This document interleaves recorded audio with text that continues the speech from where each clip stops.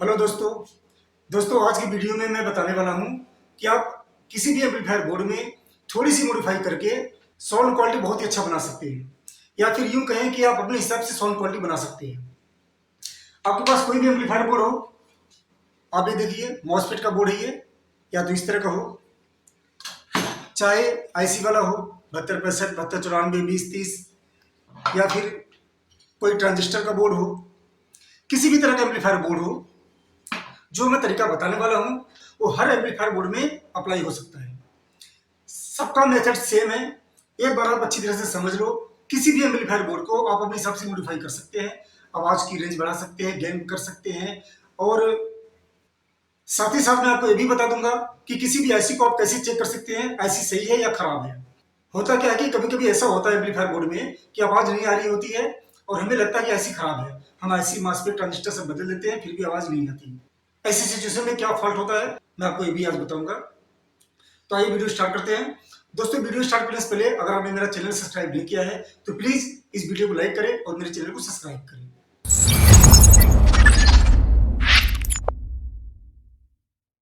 सबसे पहले दोस्तों स्टार्ट करता हूं मैं TDA 7294 आईसी।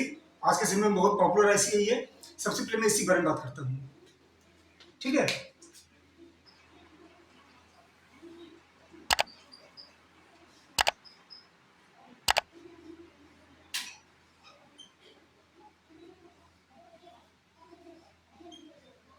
मान लेते हैं अपने पास TDA 7294 आईसी है।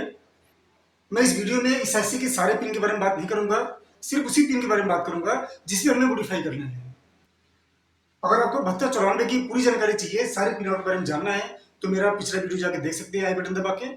आज मैं सिर्फ इसी बारे में बात करूंगा कि हम थोड़ी सी मॉडिफाई करके अपने एम्पलीफायर को हम बेहतर कैसे बना सकते हैं, ठीक है। तो ये पंद्रह पिन की ऐसी होती है।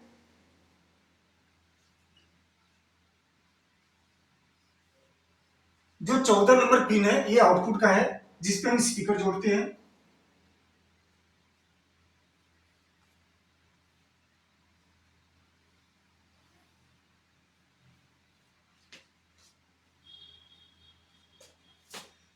पिन नंबर एक ग्राउंड होता है। पिन नंबर 2 और 3 इनपुट होता है। और pin number 9 stand by.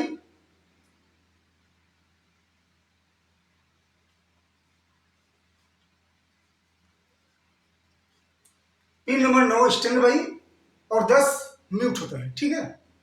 Pin number 2 और 3 इनपुट है। तो अब इसमें होता क्या है कि आप इस बोर्ड को अगर ध्यान से, सर्किट को अगर आप कभी भी देखेंगे तो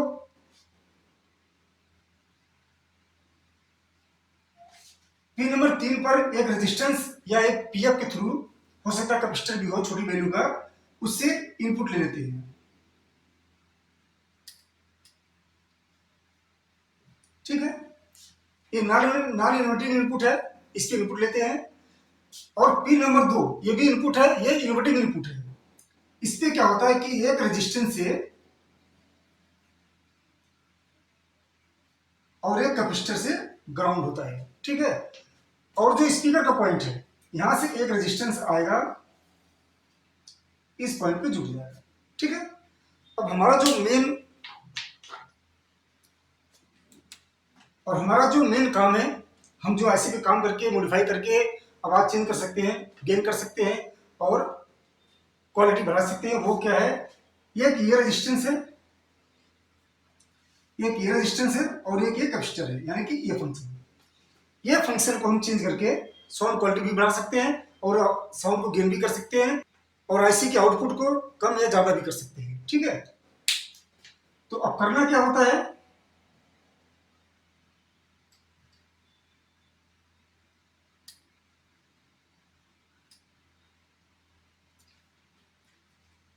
अब करना क्या है कि अगर आउटपुट आपको ज्यादा चाहिए, अगर इस आईसी के अंदर आपको आउटपुट और ज्यादा चाहिए, तो इस रेजिस्टेंस की वैल्यू जितना ज्यादा इंक्रीज करेंगे उतना ही ज्यादा आउटपुट आपका गेन होते चला जाएगा। रेजिस्टेंस की वैल्यू जितना ज्यादा होगा आउटपुट उतना ही ज्यादा बढ़ जाएगा, ठीक है। और इस रेजिस्टेंस की वैल्यू को जितना हम डाउन करेंगे, जितना हम डाउन करेंगे आउटपुट उतना ज्यादा आएगा। ठीक है, इसकी वैल्यू बढ़ाने पे आउटपुट ज्यादा होगा और घटाने पे कम होगा, इसकी वैल्यू घटाने पे आउटपुट ज्यादा होगा और वैल्यू बढ़ाने पे आउटपुट कम हो जाएगा। ठीक है, इसके साथ साथ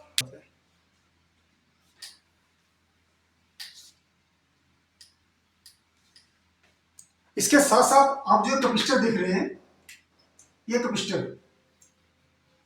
इस कैपेसिटर की जगह अगर आप पोलिस्टर लगाते हैं तो साउंड आपकी बहुत ही सॉफ्ट हो जाएगी और आवाज में बहुत ही ट्रेवल बन के आएगा।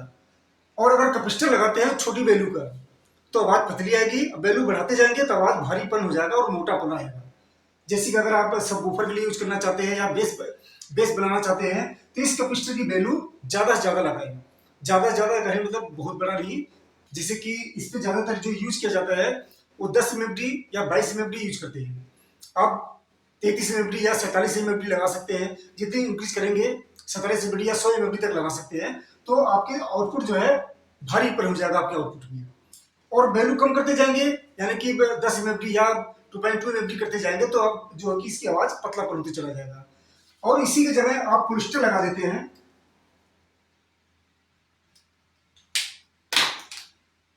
इसी की जगह आप अगर पोलिस्टर लगाते हैं तो आवाज बहुत ही सॉफ्ट हो जाएगी और पतली आवाज आएगी।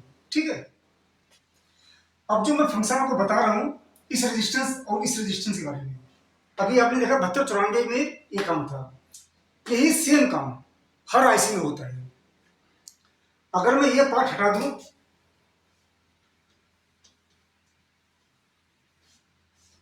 ये पार्ट हटा दूं तो ये जो फंक्शन देख रहे हो हर एक एम्पलीफायर बोर्ड के अंदर यही फंक्शन होता है कि स्पीकर के पॉइंट पे जो स्पीकर का प्लस पॉइंट है उस पे एक रेजिस्टेंस आया होगा, उस रेजिस्टेंस से एक और रेजिस्टेंस मिलकर कैपेसिटर के थ्रू ग्राउंड हो जाएगा। ये हर किसी एम्पलीफायर में बोर्ड होगा, कोई भी एम्पलीफायर बोर्ड आपके पास हो, चाहे 4440 हो, चाहे 6283 हो, चाहे मॉसफेट का हो, चाहे ट्रांजिस्टर का हो, ये सब में आता है। तो हम इसको कैसे पहचानेंगे, मैं आपको बता दूं कि आपके पास एम्पलीफायर बोर्ड कोई भी हो, चाहे वो ट्रांजिस्टर पे हो, चाहे आईसी पे हो, चाहे मॉसफेट पे हो, चाहे किसी भी चीज पे हो। ठीक है, होता क्या है कि जो हमारा स्पीकर होता है,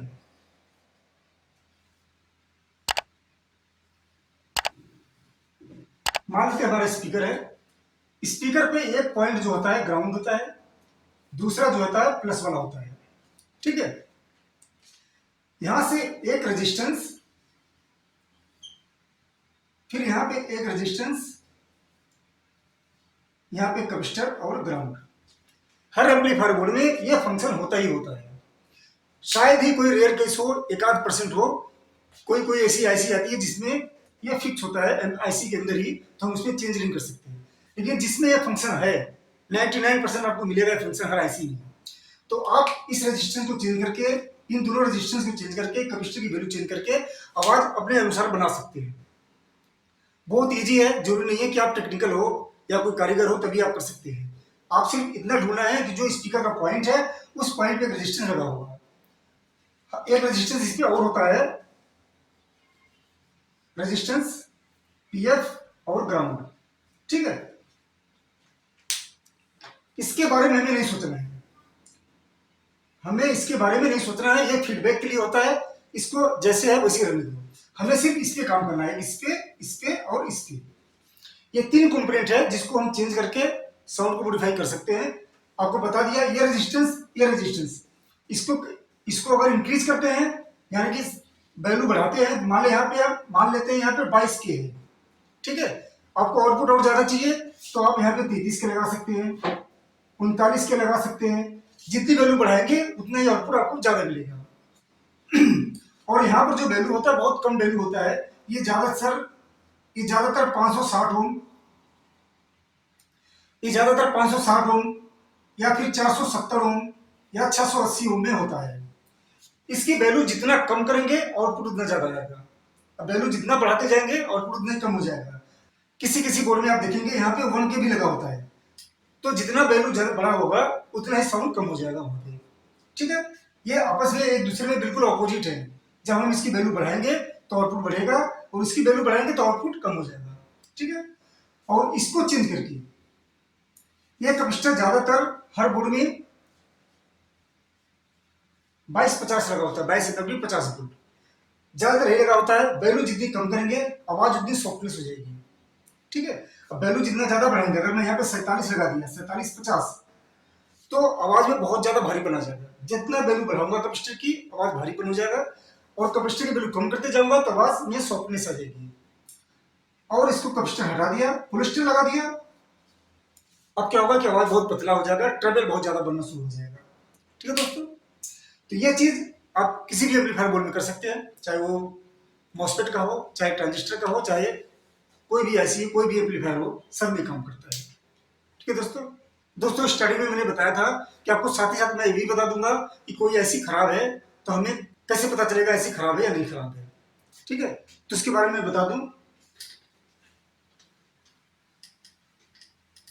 अभी सबसे पहले जो आपको दिखाया था 7294 का डायग्राम, उसमें दो फंक्शन था, मैं फिर से बना दे रहा हूं।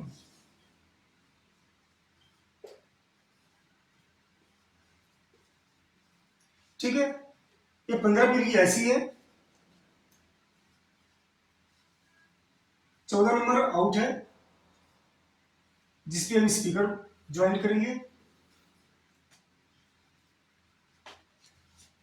2 नंबर 3 नंबर इनपुट होता है, 9 number stand by, 10 number mute, ठीक है। ये स्टैंड बाई है और ये म्यूट है। इसमें अभी 7294 की बात कर रहा हूं, इसमें क्या होता है कि एक रेजिस्टेंस के थ्रू दोनों पे वोल्टेज जारी होती है, ठीक है। और यहां पे कैपेसिटर से ग्राउंड हो जाएगा,